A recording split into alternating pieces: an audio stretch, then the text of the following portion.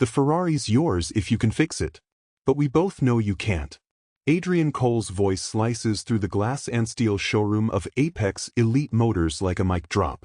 His $400,000 Ferrari sits under bright showroom lights, hood open like a wounded animal. Around him, about 40 high-net-worth clients hover near champagne flutes and canopy trays, watching. Adrian isn't looking at the Ferrari. He's staring at the only black man in the room. A man in a charcoal gray work polo, microfiber towel in hand. Malik Jordan, the detailing guy. Adrian points at the spray bottle and cloth in Malik's hands and lets out a theatrical laugh. "You think that qualifies you for Italian engineering?" he says, loud enough to bounce off the glass walls. He turns slightly so his audience can catch the full performance. "Gentlemen, this right here is why you don't confuse housekeeping with high-performance engineering." The room shifts. A few uncomfortable smiles. A couple of phones already recording. Malik's hands don't shake.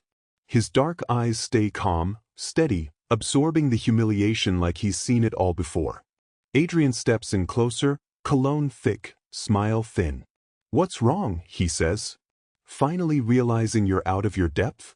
He gestures with his hand, as if drawing an invisible line between himself in his navy suit and Malik in work boots. "There's a reason some people scrub brake dust," he adds, "and some people run companies. Natural order." A few people audibly inhale. No one says anything.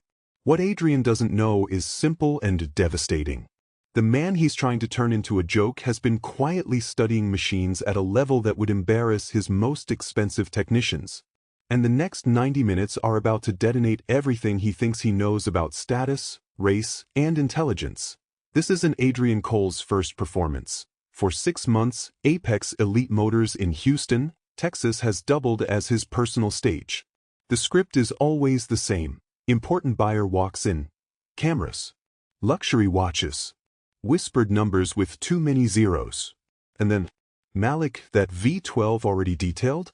"Do it again," Adrian will say, making sure the client is close enough to hear. "Standards here are particular," he announces for the room. "Some people need extra supervision to deliver what our clientele expects."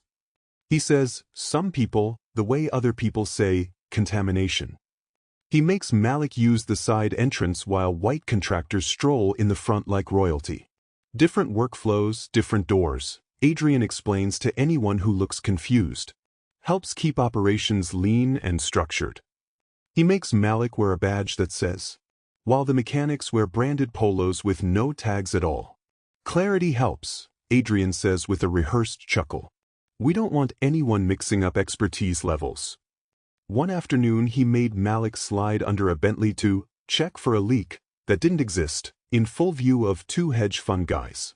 "Some guys are just better suited for getting dirty," Adrian joked as Malik came out with dust on his uniform. The clients laughed weakly. The shame didn't. The worst scene came during a Lamborghini Huracan STO unveiling. Malik, doing his job, moved around the car and casually pronounced the name correctly. Adrian seized it like bait. "It's not Hurricane, boy," he called out, loud enough to echo around the showroom. His fake Italian accent made a couple of guests physically flinch. "This isn't some budget rental. This is a $300,000 precision instrument. Try to show some respect for what you're touching." The room tightened. No one stepped in. Adrian fed off the discomfort like it was oxygen. Power, for him, was public correction. Public hierarchy. Public humiliation. And Malik, quiet, competent, never raising his voice, was the perfect target. Adrian's pride sits in the center of the showroom. A Ferrari 488 GTB, blood red, ceramic brakes, custom carbon package. And for 3 miserable weeks, it's been exposing him. The car runs perfectly for days. Then, without warning, it dies at a light, in a parking structure, mid-acceleration. No warning lights. No obvious triggers. Just random, humiliating stalls. Of course Adrian did what rich men always do when frustrated, that he threw money at specialists. First specialist. Ferrari Master Tech, flown in from Los Angeles, factory certified, 20 years of experience. 2 days of computer scans, oscilloscope traces, Italian diagnostic software. ECU, he announced confidently. Engine control unit. We swap it, you're good. $2,300 later, new ECU installed. The car stalled again within 48 hours. Maybe wiring harness, the tech muttered, already packing up. Second specialist. Houston's most famous exotic car whisperer, with walls covered in framed celebrity photos and racing posters. After a day of testing, he declared, fuel delivery. Injectors, pump. Modern systems are sensitive. $1,900 later, fresh injectors, pump, fuel system flush. The Ferrari purred. For 2 days. Then it died mid-test drive with a buyer in the passenger seat. Very awkward silence. Very red face. Very unimpressed millionaire. Everything says it should be fine, the specialist insisted. This makes no sense. A motorsport engineer recommended by a GT3 racing team. He listened to the engine at idle with his head tilted, eyes closed. Timing chain stretch, he pronounced. Ferraris don't forgive that. We see it on track builds all the time. $1,500 for tensioners, guides, timing calibration. The car ran like a rocket ship. For 4 days. Then stalled 3 times in an afternoon. I don't get it, he admitted. Timing is dead on. This shouldn't be happening. 4th attempt. A roving diagnostic expert with a van full of high-end tools worth more than most family sedans. 12 hours. Every sensor logged. Every waveform captured. All parameters are within spec, he said.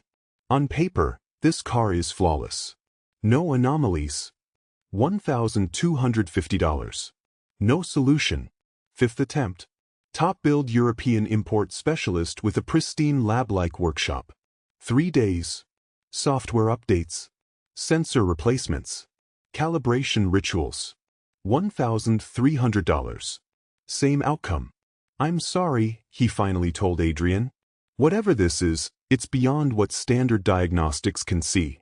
By then, Adrian had burned through around $8,000. But the real cost wasn't the money, it was reputation. Clients whispered. Videos of the Ferrari choking at live demos quietly made their way to group chats. For a man who built his brand around knowing everything about high-end cars, a malfunction he couldn't fix was lethal. Among the ultra-wealthy milling through Apex's invite-only events, one name mattered more than the others. Naomi Laurent. Worth close to $300 million. Owns a private collection of over 20 exotics, Ferraris, McLarens, Lamborghinis, Paganis. A Koenigsegg that never sees public roads. Her maintenance contracts alone could keep a dealership afloat. She'd been considering placing a $2.5 million multi-vehicle order through Apex Elite Motors. But she watched the Ferrari fiasco drag on. Adrian, she told him in a private office the week before this showcase, her tone calm but surgical, I'm starting to question your technical reliability. If your own flagship car can't be trusted, why should I trust you with my collection? The words hit like a wrench to the skull. This event, today, was supposed to fix that. An exclusive Collector's Circle showcase. 40 of Houston's richest car addicts. Cameras. Limited builds. Multi-million-dollar deals pending. Instead, the Ferrari stalled twice in front of everyone, once while idling during Adrian's speech, once during a basic throttle demonstration. His face cracked. Someone laughed under their breath. 3 phones recorded the moment. I've never seen this at a serious dealership, one guest whispered, not softly enough. We should probably expand our options, another murmured. People began drifting toward the exit. The empire was bleeding. Adrian thinks of Malik as a guy with a rag and a spray bottle. Reality, Malik is walking around with more data on these cars than any of Adrian's technicians. For 5 years, he's been quietly logging the engine sound patterns at different RPMs. The temperature changes in different sections of the bay. Subtle vibrations that show up only under specific loads. How each brand, each model, each configuration behaves over time. His cleaning kit hides tools he bought with his own money. An infrared thermometer. A digital stethoscope. The basic acoustic analyzer. Small vibration sensors. They cost him months of wages. But this is his real obsession. On his battered tablet, a private database of every performance quirk, heat pattern, and strange noise from dozens of high-end cars that have passed through Apex. The Ferrari's issue isn't random to him. He saw the pattern 3 weeks ago. Stalls occur only when engine temperature crosses a narrow window. RPM sits in a specific band, combined with certain load conditions. He traced it to a small aluminum support bracket near the intake system that starts vibrating at a very specific frequency under those conditions, triggering a cascading failure across multiple systems. He wrote it all up because thermal data, the acoustic readings, a repair procedure including exact torque sequence and temperature range. He sent the report. The email rules at Apex Elite Motors did their job. Anything from Malik detailing went straight to a spam folder Adrian never checks. Because in Adrian's worldview, expertise is a designer brand. It comes with framed certificates. It costs 6 figures in tuition. It doesn't wear non-slip shoes. The idea that a black detailer might outperform 5 certified specialists didn't even register as possible. Now we're back in the showroom. Ferrari hood open. Crowd watching. Phones up. Adrian's ego has found a way to transform humiliation into a spectacle. $50,000, he announces, voice carrying through the hall. On top of the car's value. If anyone can fix this temperamental diva. Heads turn. Naomi pauses mid-step toward the exit. He pivots toward Malik, smile sharpening. In fact, he adds, let's make this educational. He steps in so close Malik can smell the cologne and the champagne. What's your name again? Adrian asks, though he uses it on scheduling sheets daily. Malik, he answers quietly. I challenge Malik, Adrian says, projecting the words for an audience, to take a swing at fixing this Ferrari. The room goes dead still. A wave of phones rise simultaneously. Naomi's thumb hovers over the Go Live button on her tablet. When he fails, Adrian continues, and we can finally stop pretending everyone is equally suited for precision engineering. Some people wash cars. Some people design them. There is a hierarchy here, whether people like to admit it or not. From the back of the crowd, a woman's voice breaks the tension. Adrian, she says evenly, you're about to make the most expensive mistake of your career. Every head turns. Dr. Elena Ruiz steps forward. Professor of Mechanical Engineering at Rice University. Consultant to multiple European supercar brands. A name that actually means something in automotive circles. Adrian pastes on a smile. Dr. Ruiz. Great to have you here, he says. We're just having a little reality demonstration. I've been watching your demonstration for half an hour, she replies. While you were performing she nods at Malik, was doing real diagnostics most techs can't even spell. Adrian stiffens. I'm sure he's very passionate about his cleaning responsibilities, he says. Passion is irrelevant, Dr. Ruiz replies. Skill is not. She turns to Malik. I saw you earlier at the rear exhaust, tracking heat with a non-contact thermometer, she says. What did you see? Temperature spread of about 21 degrees across the manifold outlets, Malik says, voice quiet but steady. That kind of asymmetry lines up with intake vibration causing uneven cylinder loading. I also picked up primary resonance around 842 Hz with a secondary harmonic just under 1220. Classic aluminum bracket under dynamic stress. The room might as well be a vacuum. These are not the words of a man who just wipes fingerprints. Dr. Ruiz takes out her phone and opens a professional acoustic analysis app. May I verify? She asks. Please, Malik says. She places the phone's mic near the suspect area as Malik gently taps the bracket with a small metal tool. A live frequency graph spikes. 842.4 Hz primary, she reads. 1218.9 harmonic. She looks at the crowd. He's accurate to within half a hertz, she says. Most professional techs can't do that with software.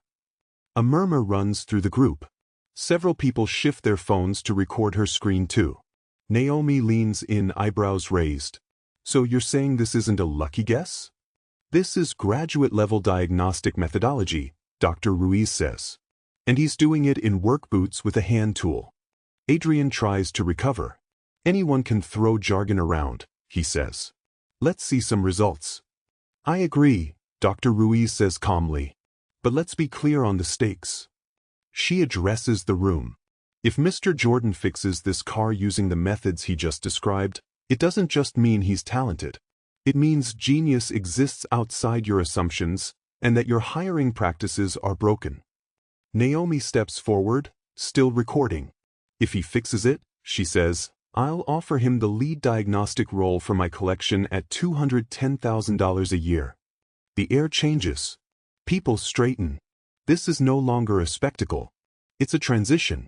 Adrian feels the floor tilt beneath him as dozens of wealthy eyes leave him and move to Malik. Fine, he says tightly. Let's see if theory survives contact with reality. Malik doesn't rush. He doesn't sprint for a laptop or plug in a cable. He starts with silence. Hands on metal. Ear close to the bay. Eyes picking up micro details most people never learn to notice.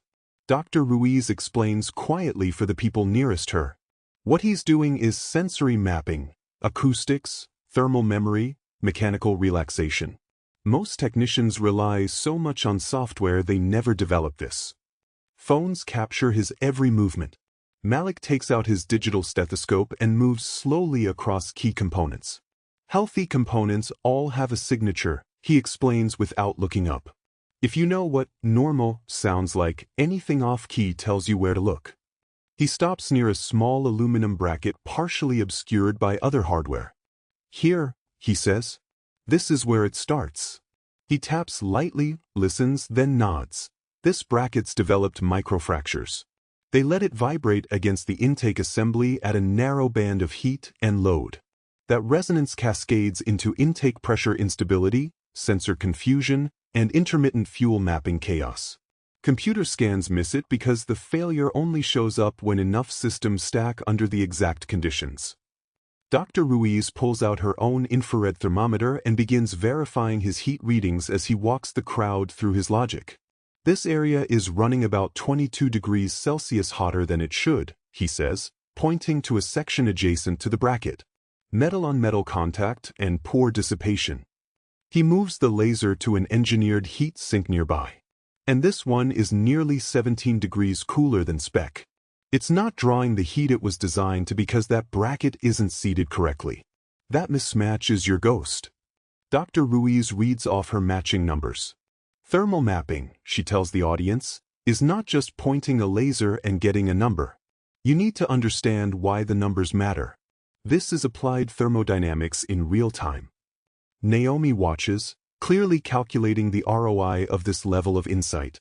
So the previous specialists weren't necessarily idiots, she says. They were just looking in the wrong place. Exactly. Malik nods. Every fix they tried addressed symptoms that looked valid in isolation. None of them traced the systems far enough back to the original mechanical failure. The data they trusted was already corrupted by this bracket. He holds up the bracket once it's removed, a small, forgettable piece of hardware. With a jeweler's loupe from his kit, he shows Dr. Ruiz and the closest clients the faint, spiderweb-like fractures etched into its surface. These hairline cracks don't blow the part apart, he explains. They just loosen it enough to vibrate at a narrow set of frequencies, like an out-of-tune guitar string that makes the whole song sound wrong when you hit one specific note. Dr. Ruiz studies it. He's correct, she says. Stress concentration exactly where you'd predict it using advanced FA models. The fact that he found this purely through listening, heat, and pattern recognition is rare. But the actual fix, Adrian interjects, clinging to something any decent mechanic can bolt in a fresh bracket. If they do it the way they've always done it, Malik says calmly, this problem will come back. He explains step by step. The new bracket must be installed at a very specific engine temperature, around 71 degrees Celsius. Too hot and you preload the metal with stress during cooldown. Too cold and the geometry of the mating surfaces isn't aligned at operating expansion. The four mounting bolts must be torqued first to a partial value in a cross pattern, then brought up to a precise 21 ftLb in the same sequence. He narrates as he works, torque wrench clicking softly. First pass, 14 ftLb, diagonal sequence to seat evenly. Second pass, 21, same pattern, watching thermal drift so we don't overshoot the sweet spot. The crowd watches like it's a surgical procedure. This isn't guesswork. This is controlled, repeatable, documented engineering. When the bracket is set, Malik closes the hood and slides into the driver's seat. Adrian insists on riding shotgun. If this thing hiccups once, he says, the agreement's void. Then let's give it every chance to fail, Malik replies. They pull out of the showroom with a caravan behind them. Dr. Ruiz in her sedan, running live acoustic analysis from behind. Naomi streaming to tens of thousands of followers. A couple of local mechanics who rushed over after seeing early clips. They push the car through everything that used to break it. Stop-and-go traffic in heavy heat with the AC blasting. Sudden launches from a standstill. Long idles in valet lines. High RPM merges on the freeway. Slow, steep climbs on narrow hills where cooling systems are under stress. The Ferrari doesn't blink. No hiccup. No hesitation. The idle stays rock solid. The sound through the rev range is clean. No ghost vibrations, no off-key notes. On the way back, Adrian finally speaks, staring at the dash. How did 5 specialists miss this? He asks, more to himself than to Malik. They trusted what their tools told them, Malik says. I listened to what the car was telling me. Back at Apex Elite Motors, more people have gathered. Word travels fast when rich people send something historic and free to watch. Dr. Ruiz hooks up her own high-end diagnostic rig. Numbers fill her tablet. Horsepower up about 7% over factory spec, she says slowly, like she barely believes it. Torque delivery smoothed. Emissions cleaner than baseline. Vibration signatures, well below typical tolerance. In plain language, the car doesn't just work. It works better than new. The room erupts in low, stunned chatter. In 20-plus years of this work, Dr. Ruiz tells the crowd, I've seen this level of intuitive diagnostic talent maybe twice. Both times from people dismissed by their industry because they didn't fit the expected profile. Phones capture every word. Naomi's live stream viewer count spikes past 30,000. Malik stands beside the idling Ferrari, expression caught somewhere between disbelief and quiet vindication. Adrian stares at the car like it betrayed him. His trap didn't just fail. It flipped, snapped shut on his own neck, and the entire industry is watching. Naomi ends the suspense. Ladies and gentlemen, she says, stepping center stage. You didn't just watch a repair. You watched the future of diagnostics. Mr. Jordan didn't get lucky. He solved what 5 specialists could not, and improved on factory performance. Silence, except for the perfect purr of the Ferrari. Adrian's voice finally comes, strained. The car is yours, he says hoarsely, holding out the key fob with a shaking hand. And the 50,000, Dr. Ruiz reminds him. He swallows and nods. A check is written. Hands tremble. Cameras zoom in. And the apology, she adds. Color rushes to his face. I apologize, he forces out, each word like broken glass. For underestimating Mr. Jordan's abilities. He doesn't say, for being racist. The internet will supply that word for him later. Before Malik can fully process that he now owns a Ferrari, the offers start piling in like a flood. Naomi speaks first. Exclusive diagnostic lead for my collection, she says. $210,000 a year, plus performance bonuses, plus travel for special projects. Dr. Ruiz follows. Rice University would like to collaborate on formalizing your methods, she says. Joint research, journal publications, conference talks. We'd pay you as an industry fellow. A dealer rep edges forward. Houston European Motors, he says. Head of diagnostics, $160,000 starting. A racing team consultant chimes in. Endurance team out of Austin. Will pay $3,000 a day for trackside consultation. Another private collector offers a retainer. A tech founder mentions equity plus a salary. An automotive magazine wants an exclusive feature. Within hours, Malik's market value jumps from $18 an hour to multiple six figures in guaranteed opportunities. A hashtag begins trending. Hashtag machine whisperer. Clips of him tapping the bracket and reading the frequency by ear go viral in mechanic communities worldwide. This isn't guesswork. This is controlled, repeatable, documented engineering. When the bracket is set, Malik closes the hood and slides into the driver's seat. Adrian insists on riding shotgun. If this thing hiccups once, he says, the agreement's void. Then let's give it every chance to fail, Malik replies. They pull out of the showroom with a caravan behind them. Dr. Ruiz in her sedan, running live acoustic analysis from behind. Naomi streaming to tens of thousands of followers. A couple of local mechanics who rushed over after seeing early clips. They push the car through everything that used to break it. Stop-and-go traffic in heavy heat with the AC blasting. Sudden launches from a standstill. Long idles in valet lines. High RPM merges on the freeway. Slow, steep climbs on narrow hills where cooling systems are under stress. The Ferrari doesn't blink. No hiccup. No hesitation. The idle stays rock solid. The sound through the rev range is clean. No ghost vibrations, no off-key notes. On the way back, Adrian finally speaks, staring at the dash. How did 5 specialists miss this? He asks, more to himself than to Malik. They trusted what their tools told them, Malik says. I listened to what the car was telling me. Back at Apex Elite Motors, more people have gathered. Word travels fast when rich people send something historic and free to watch. Dr. Ruiz hooks up her own high-end diagnostic rig. Numbers fill her tablet. Horsepower up about 7% over factory spec, she says slowly, like she barely believes it. Torque delivery smoothed. Emissions cleaner than baseline. Vibration signatures, well below typical tolerance. In plain language, the car doesn't just work. It works better than new. The room erupts in low, stunned chatter. In 20-plus years of this work, Dr. Ruiz tells the crowd, I've seen this level of intuitive diagnostic talent maybe twice.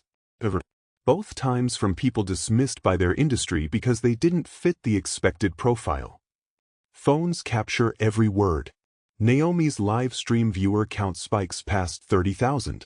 Malik stands beside the idling Ferrari, expression caught somewhere between disbelief and quiet vindication. Adrian stares at the car like it betrayed him. His trap didn't just fail.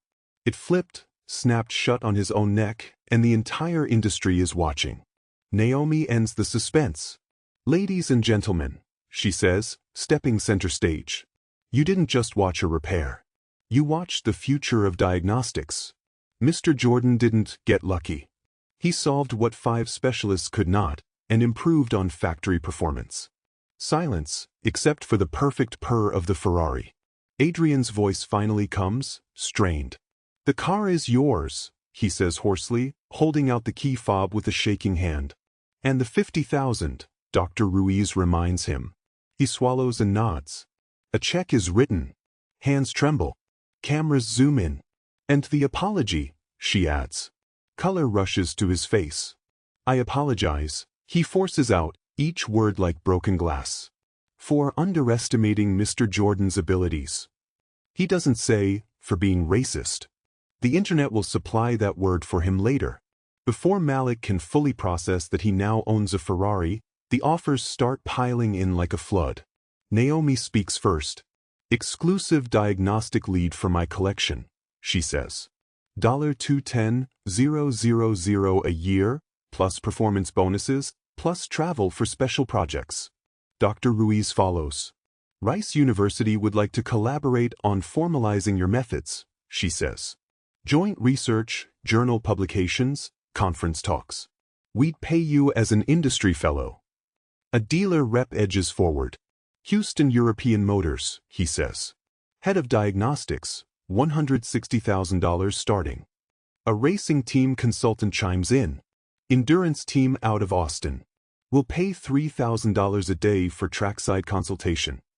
Another private collector offers a retainer. A tech founder mentions equity plus a salary. An automotive magazine wants an exclusive feature. Within hours, Malik's market value jumps from $18 an hour to multiple six figures in guaranteed opportunities. A hashtag begins trending.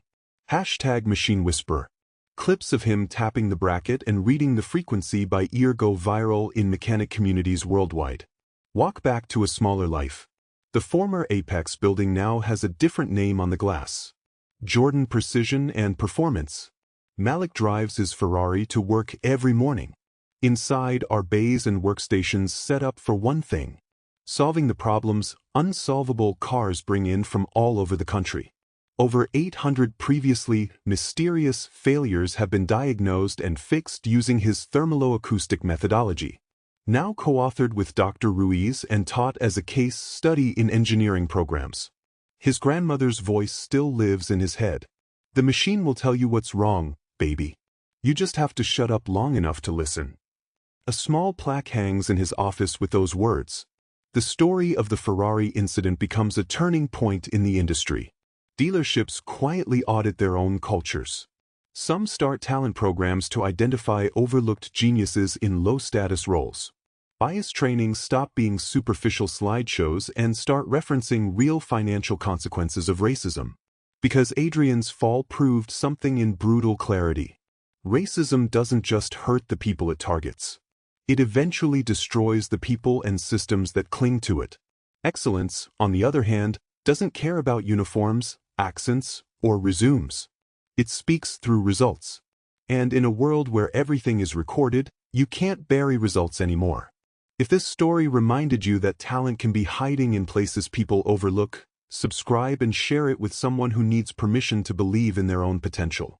And ask yourself, if the world put a camera on you in your worst moment of prejudice or arrogance, would you be the one holding the keys?